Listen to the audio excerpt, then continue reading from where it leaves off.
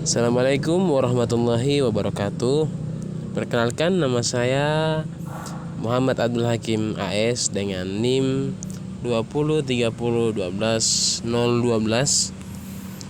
dari jurusan Akidah Filsafat Islam, ingin memasukkan tugas UAS dengan judul dari salah seorang tokoh filsuf yang bernama Francis Bacon.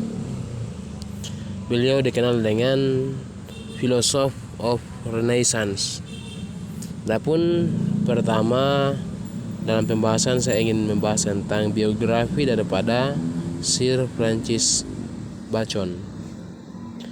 Beliau dilahirkan di kota London pada tanggal 21 Januari tahun 1561 Masehi dari pasangan Sir Nicholas Bacon dan Annie Choke.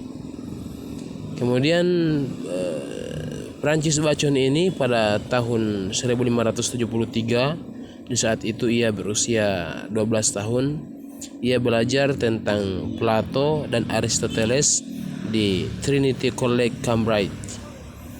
Kemudian pada tanggal 9 April 1626 Bacon menghembuskan napas yang terakhirnya. Artinya berarti beliau meninggal pada tanggal 9 April tahun 1626 tadi.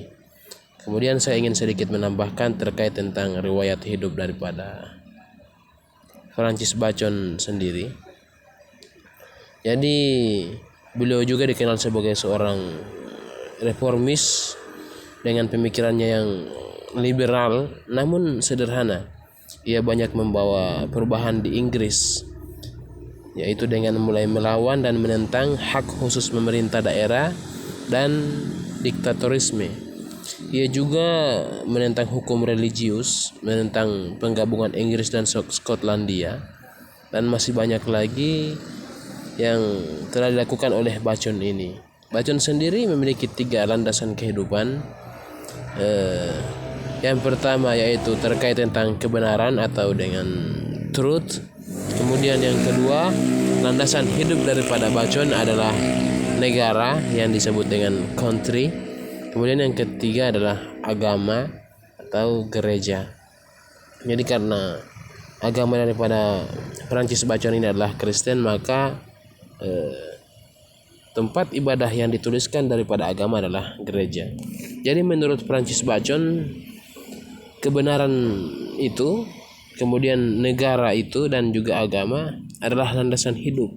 Jadi siapapun bisa hidup berdasarkan landasan, namun ketika landasan yang dia bawa adalah landasan yang membuat dia menjadi susah, maka tidak ada bedanya dengan hidup tanpa landasan. Sehingga landasan hidup yang diangkat oleh Francis Bacon ini, yang menurutnya adalah landasan yang dapat mengatur kehidupan, yaitu dari segi kebenaran atau truth, kemudian negara atau country, dan yang ketiga yaitu agama atau gereja.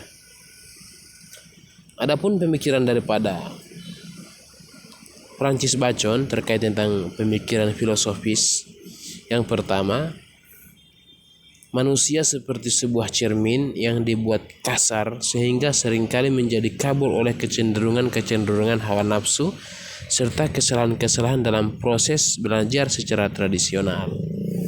Jadi menurut Francis Bacon, kita bisa melihat ke sebuah cermin, dan cermin itu dapat memantulkan gambar kita. Namun kenapa gambar yang dihasilkan oleh cermin itu berubah menjadi buruk? Itu karena adanya coretan-coretan, goresan-goresan yang ada di kaca, dan goresan-goresan dan coretan-coretan tadi itu menurut Francis Bacon diibaratkan seperti hawa nafsu yang membawa kita kepada keburukan. Itu adalah pemikiran filosofis pertama daripada Francis Bacon. Kemudian yang kedua, pengetahuan yang dimiliki manusia sebagai warisan dari masa lampau tidaklah memadai untuk tujuannya dalam kehidupan. Jadi maksud daripada pemikiran filosofis ini, jadi warisan-warisan ilmu daripada orang-orang terdahulu itu bisa saja sesuai dengan kehendak mereka. Jadi misalnya orang-orang terdahulu ingin membuat sesuatu karena di zaman mereka dengan tujuan seperti ini dan seperti itu. Kemudian di zamannya Perancis Bacon mungkin punya tujuan yang berbeda, sehingga warisan ilmu dari masa lampau itu mungkin tidak bisa sejalan dengan apa yang ingin dilakukan oleh orang-orang di masa saat ini. Sehingga kemudian dibuatlah filosofis oleh Perancis Bacon, pengetahuan yang dimiliki manusia sebagai warisan dari masa lampau tidaklah memadai untuk tujuannya dalam kehidupan. Kemudian yang selanjutnya adalah tentang teori pengetahuan. Yang pertama tentang konsep idola. Maksud daripada konsep idola ini yaitu rintangan-rintangan bagi kemajuan manusia sebagaimana tempat dalam perkembangan masyarakat dan perilaku bodoh para individu. Idola ini diartikan unsur-unsur tradisi yang dipuja seperti berhala. Kemudian yang selanjutnya yaitu metode induksi, yaitu dengan cara menarik kesimpulan-kesimpulan umum dari hasil-hasil pengamatan yang bersifat khusus. Kemudian poin penting daripada ilmu pengetahuan menurut Perancis Bacon adalah idola gua, kemudian idola bangsa, kemudian idola pasar, idola bioskop, dan metode induksi. Terkait tentang hal-hal ini kemudian dijelaskan oleh Perancis Bacon bahwa idola gua itu menurut Bacon yaitu orang-orang yang tidak memiliki wawasan. Mereka hanya terpaku pada hal-hal yang sudah ada, seolah-olah tidak ada lagi hal-hal yang baru. Nah, itu idola gua. Kemudian idola bangsa atau suku yaitu orang-orang yang sudah tidak lagi kritis, melainkan menerima sesuatu begitu saja walau hal itu salah. Hal ini dikarenakan adanya kesatuan di dalam kelompok itu. Kemudian yang selanjutnya, Bacon melihat bahwa manusia kadang-kadang menggunakan kata-kata yang sama seperti mata uang yang digunakan di pasar, dan itu sudah tidak dipakai lagi begitu saja setiap hari. Kemudian ini disebut sebagai idola pasar yang ketiga tadi. Yang keempat, adapun Bacon berpandangan bahwa orang-orang kadang menciptakan hal-hal yang tidak nyata, dan hal ini yang disebutnya sebagai idola bioskop. Kemudian metode induksi, sesungguhnya metode ini dimaksudkan untuk membersihkan apa yang termasuk dalam konsep idola-idola tadi, sehingga seseorang bisa sampai pada pengetahuan. Menurutnya, seseorang dapat masuk ke dalam suatu hakikat dari realitas, yaitu dengan membuat kesimpulan terhadap pengertian yang dimiliki melalui jalan yang lebih pasti dan terbimbing. Jalan itu harus dimulai dengan menyingkirkan semua prasangka.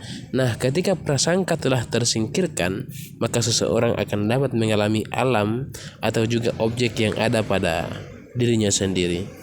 Kemudian penutup pada slide selanjutnya, sebagai seorang filsuf, Bacon sesungguhnya lebih memusatkan diri pada cara untuk memperoleh pengetahuan sejati yang lebih realistis.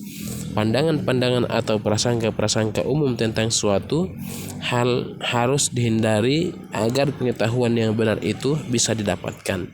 Dengan ini, maka Bacon mengemukakan metode induksinya, karena baginya metode induksi merupakan cara yang tepat untuk memperoleh pengetahuan yang benar. Ya, ini saja yang dapat kami sampaikan. Terima kasih. Assalamualaikum warahmatullahi wabarakatuh.